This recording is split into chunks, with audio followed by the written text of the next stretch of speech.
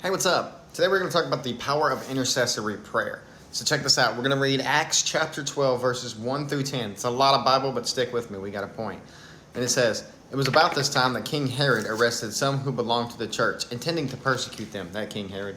He had James, the brother of John, put to death with a sword. Now this is James, the son of Zebedee, one of the ones called with when Peter was called. When he saw that this met with approval among the Jews, because they hate them, he proceeded to seize Peter also. This happened during the festival of unleavened bread. After arresting him, he put him in prison, handing him over to be guarded by 4 squads of 4 soldiers each. That doesn't mean he had 16 people on him. It just means that all throughout the day, there's 4 watches of the night for Romans. The day is split up into 4 parts each. So at all times, he had 4 guards on him. Okay. Herod intended to bring him out for public trial after the Passover. So Peter was kept in prison, right here. But the church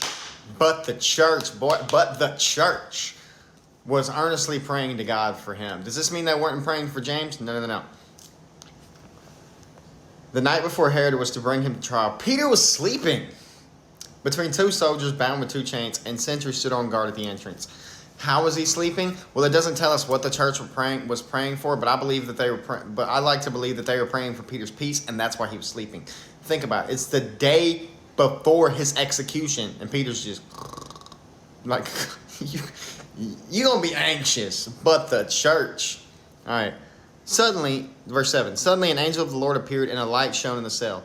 He struck Peter on the side and woke him up. 'Quick, get up.'" Like the angel physically hit Peter. He said, and the chains fell off Peter's wrist.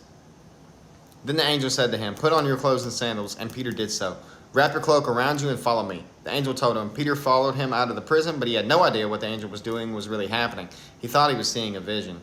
Because he's like, this is unreal. They passed the first and second guards and came to the iron gate leading to the city. He opened for them by itself, and they went through it. When they had walked the length of one street, suddenly the angel left him. Okay, we're going to read a few more verses because the story gets good. It's already good, but still. Verse 11. "Then Peter came to himself and said, 'Now I know without a doubt that the Lord has sent his angel and rescued me from Herod's clutches and from everything the Jewish people were hoping would happen.' When this had dawned on him, he went to the house of Mary, the mother of John, also called Mark." This is John Mark, who wrote the Gospel of John, or the Gospel of Mark, "where many people had gathered and were praying. Peter knocked at the outer entrance, and a servant named Rhoda came to answer the door. When she recognized Peter's voice, she was so overjoyed she ran back without opening it and exclaimed, 'Peter's at the door.' 'You're out of your mind,' they told her."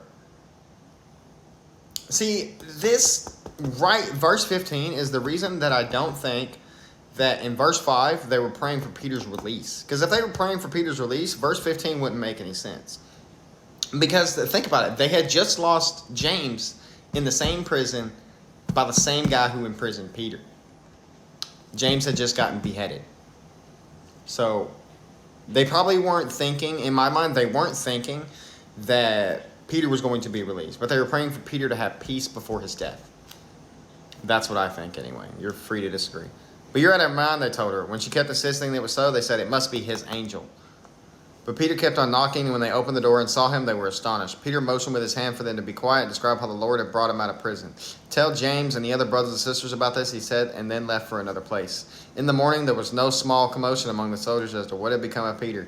Because he got 4 guards on him at all time, and not one of them saw anything? That's right. After Herod had a thorough search made for him and did not find him, he cross-examined the guards and ordered that they be executed. This is why later in Acts chapter 16, that guard tries to kill himself, and Paul stops him. Because if you're in charge of prisoners and something happens to those prisoners, you're liable.